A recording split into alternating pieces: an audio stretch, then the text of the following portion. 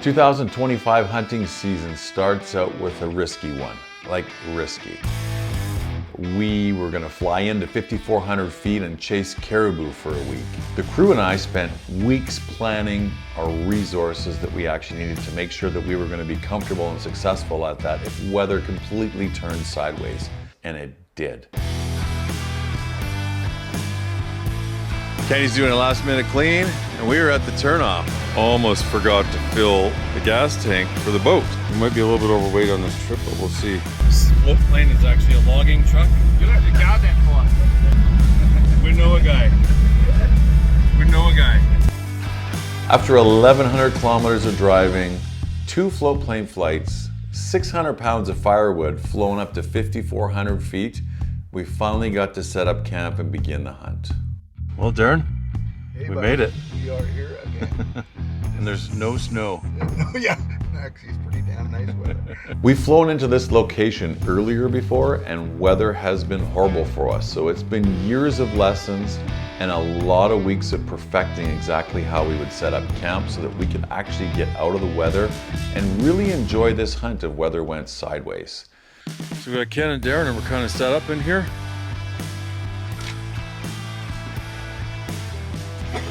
Yeah, we kind of bring everything. Day 2, the first real day of hunting. We put on 26 kilometers and we probably seen about 80 animals. There was probably about 2 decent caribou, but they were way off in the distance. So we chose to just stay and look as it's day 1. No sense rushing around. We really wanted to get to see where the animals were at and how they were moving and where they were moving. Saturday. She's a little foggy every day here. And actually, this is extra. What are you sucking in? Well, this is kind of my go-no-go around my fitness. Is that because this is a fitness trim Kuiu rain gear. If it gets to the point where I gotta, and I know, fuck, I need to get on the program again. Okay.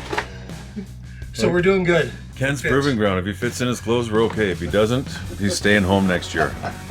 Caribou hunting with good weather is optimal because it turns into a spot and stalk hunt. This time of year, we knew it was going to be risky.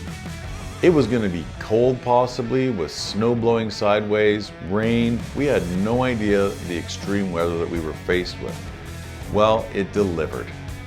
Our spot and stalk sit down for an hour or 2 and just watch turned into we could sit down for 15 or 25 minutes. And then you had to keep moving. It was cold and it was snowy. After 5 days of grueling weather, we finally ran into the caribou. And we were leaving the very next day. So it was a do or you're done moment for us that day. That day we walked 31 kilometers. We finally seen the caribou at about 16 kilometers away from camp. And we had to hustle. We had to figure out how to get around these caribou to get in front of them so we could harvest one of the mature bulls. And the last day at 1 p.m., we actually connected and the opportunity presented itself so we could really make sure that we had a clean harvest. And I was lucky enough to harvest a mature caribou. The one thing that we didn't realize at that time is we were used to so much walking by this time that we had actually harvested this caribou 14 kilometers from our camp. So it was going to be a grueling hike back to camp, heavy packs. We messaged our partner that finally took a day off at the end and he said, listen, I need a day of rest, I'm going to stay at camp. Well, we messaged Ken and said, Ken, we need your help. You got to come help us. We got a caribou and we're 14K away. I'll tell you, 3 people for a caribou, no fucking doubt.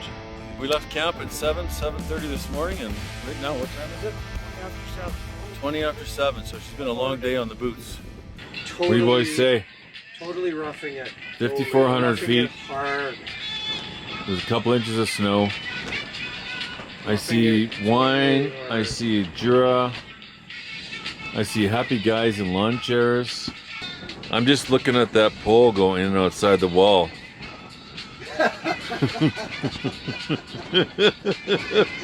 Well, this is the end to caribou camp. Hey, Kenny, you ready? Moose? It's Max. Oh, no. So we were on to the second part of our journey. It was very exciting because we got to see our buddy from Vancouver.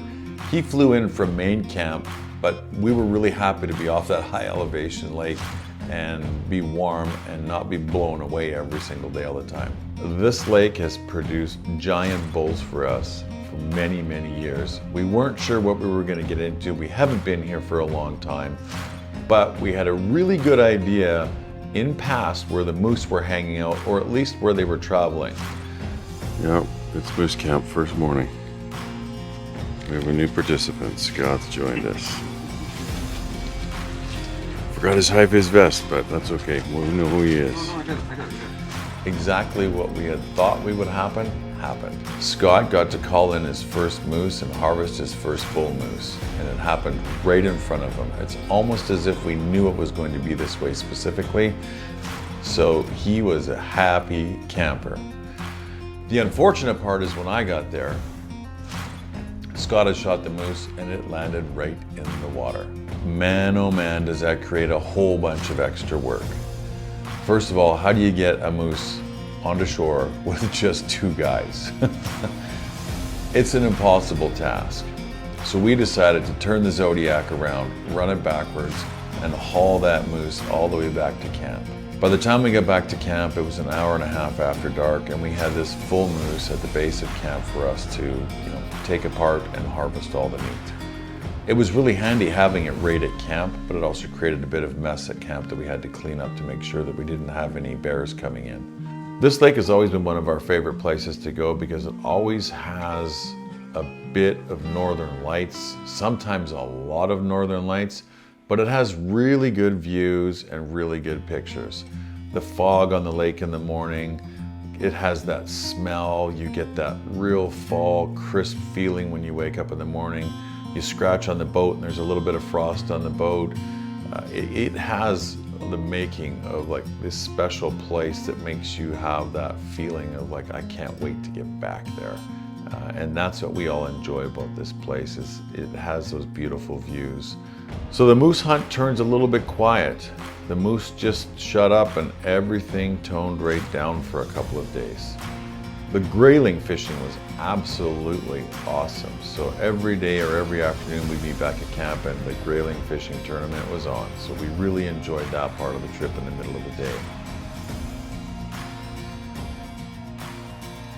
What I do know is the night that it turned on, the temperature went down. We got below zero and we got the frost that really got those bulls cranked up. And man, that lake came alive this morning. We had moose after moose in different locations, bulls grunting everywhere. All four of us had different animals going at the same time. We heard other animals off in the distance. It was a really unbelievable morning. We had no idea there was that many bulls on the lake. That morning on the lake, I got to call a bull from halfway down the lake down to my end, and I got to harvest a nice 45-inch bull. A really beautiful hunt. It was a clean harvest, and I was excited because I haven't shot a moose for a while, so this is really, really enjoyable for us to get our second moose on the trip. One of our goals on this trip is to make sure that we harvest 2 moose, because when you split that between 4 people, there's enough meat for everybody's family. So we'd accomplished our mission. We harvested a second bull, and everybody was in a great place going home with a lot of meat for the season. So sometimes accidents happen. And this one, the accident happened to me, self-inflicted. We were taking apart my moose and my knife slipped and went right into my knee. And it turned into a bit of a first aid pandemonium for me to make sure that I could get that blood stopped and get my knee healed up or bound up so that we could actually continue working on this moose. The unfortunate part is I'm on blood thinners, and it made for a little bit of a nervous time there trying to get everything stopped. But you know, we had an accident, it happened, and our team performed, and we just everybody did really, really well. Well, it's our last day. We ship out tomorrow morning. What do? We're rolling.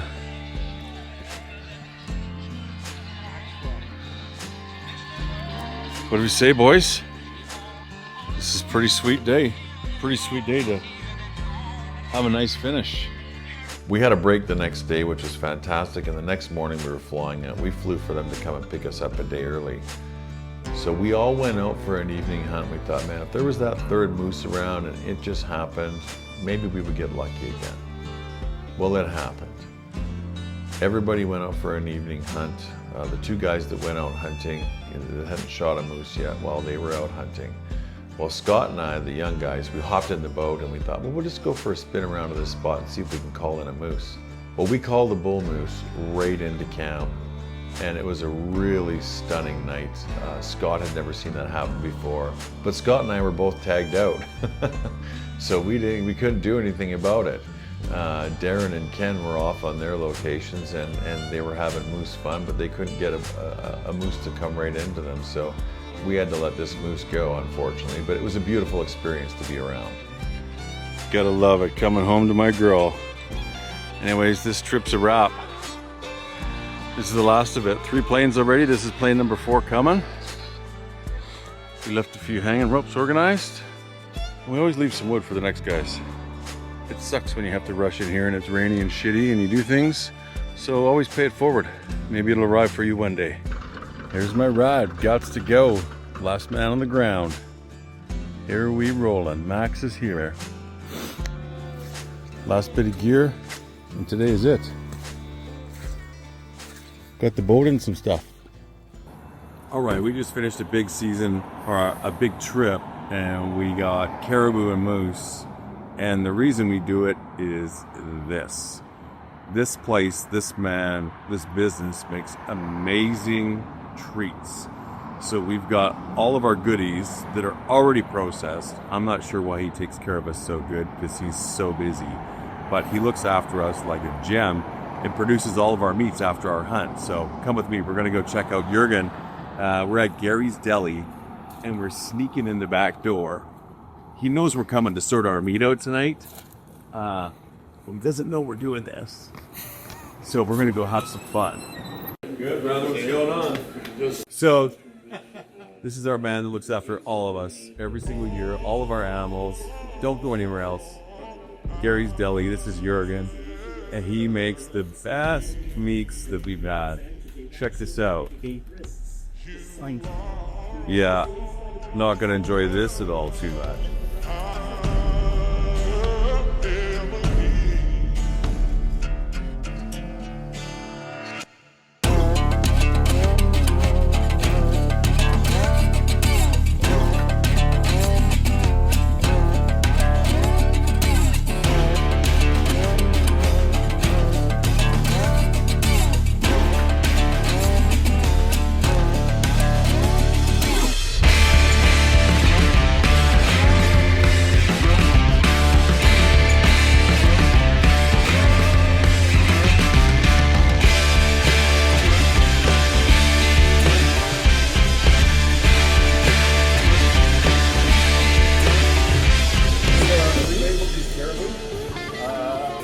Moose pepperoni.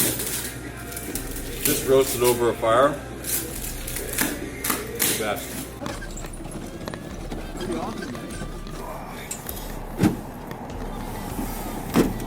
And that's a wrap. Gary's Deli. There he goes. Don't let him get away.